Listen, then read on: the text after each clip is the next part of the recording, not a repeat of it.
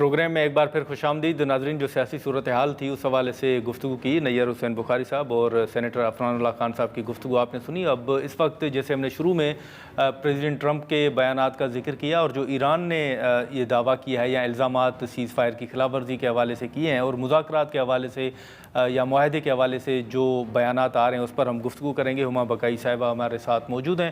ہما صاحبہ thank you so مچ, آپ نے وقت نکالا. سب سے پہلے تو آج اگر آپ کی نظر سے بیانات گزرے ہوں تو پریزیڈنٹ ٹرمپ صاحب جو کہہ رہے ہیں کہ ہم بات چیت کر رہے ہیں اور بہت جلد شاید ہفتے کے اندر معاہدہ بھی ہو جائے, پھر یہ جو سیز فائر کی خلاف ورزیوں کے الزامات لگائے جا رہے ہیں اور امریکہ اس کی تردید بھی کر رہا ہے, یہ آپ کو لگتا ہے کہ شاید ایک ہفتے کے مختصر وقت میں معاہدے کی طرف جایا جائے؟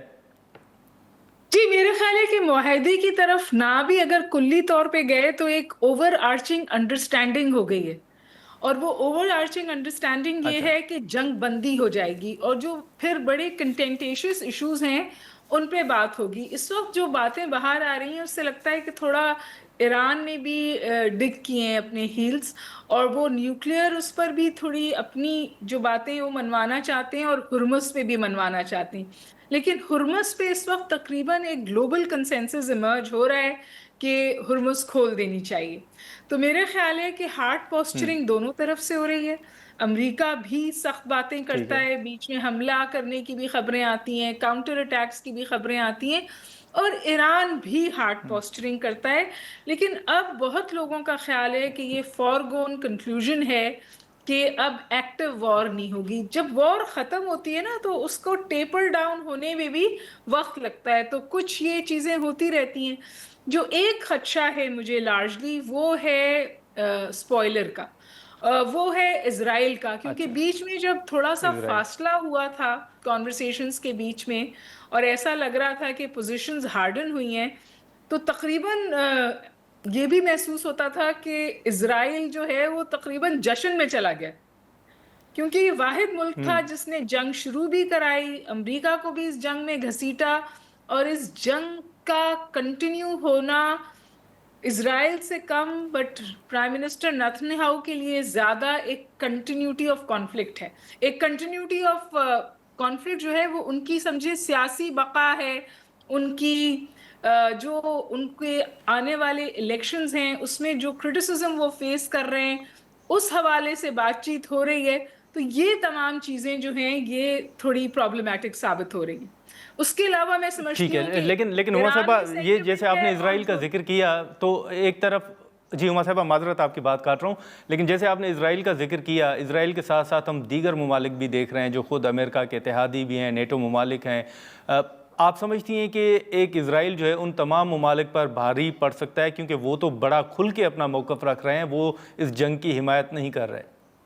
دیکھیے جہاں سے یہ ساری بات چیت شروع ہوئی تھی نا کہ کیا پریزیڈنٹ ٹرمپ ایک انڈیپینڈنٹ یو ایس پریزیڈنٹ ہیں یا وہ ایک ہوسٹیج ڈیسیزڈ پریزیڈنٹ ہے, لیکن یہ بھی ایک نئی بات ہوئی ہے کہ پہلی دفعہ امریکہ میں یہ کھل کر بات ہو رہی, کھل کر یہ بات ہو رہی ہے کہ اسرائیل کی جو پشت پناہی ہے کیا وہ امریکہ کو ڈریگ ڈاؤن کر رہی ہے, اور وہاں اس کے حوالے سے سیریس سوالات اٹھ رہے ہیں, اور وہاں پر انہوں نے ایک ڈسٹنکشن بھی کریٹ کرنا شروع کر دی ہے. وہ ڈسٹنکشن یہ ہے کہ اسرائیل کی پشت پناہی یس, نیتن یاہو کی پشت پناہی پہ کوسچن مارک.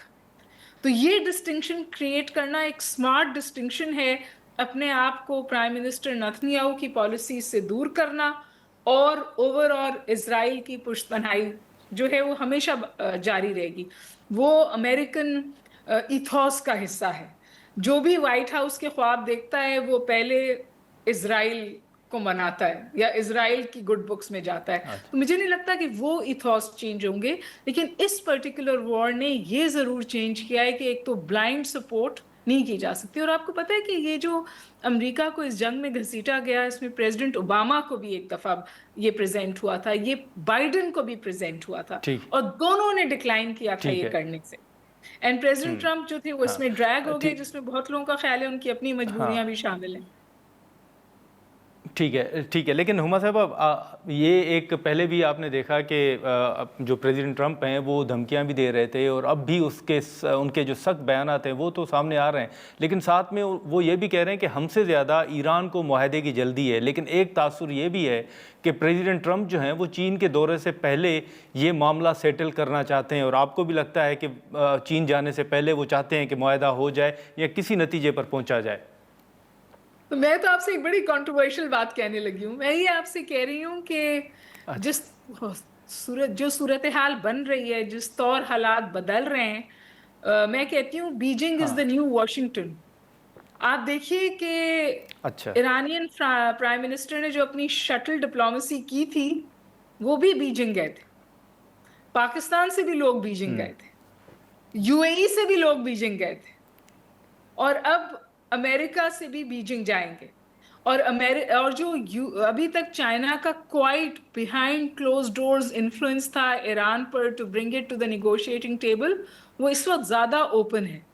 انٹرسٹنگلی جو being right side of the international law کی جو باتیں ہمیں عادت تھی ویسٹرن ورلڈ سے سننے کی، وہ باتیں اب آپ کو نظر آتی ہیں چائنا سے، وہ جملے آپ کو چائنا سے سننے کو ملتے ہیں. تو جو بلیورز ہیں کہ گلوبل آرڈر تبدیل ہو رہا ہے، اور جو بلیورز ہیں کہ یونیپولیرٹی دنیا کی ختم ہو گئی ہے، وہ ظاہر ہے کہ ماسکو اور بیجنگ کا بہت اہم کردار دیکھتے ہیں. اور جس طرح کی شٹل ڈپلومیسی ایران نے کی ہے to remain in the game, وہ بھی شاید اس بات کی عکاس ہے.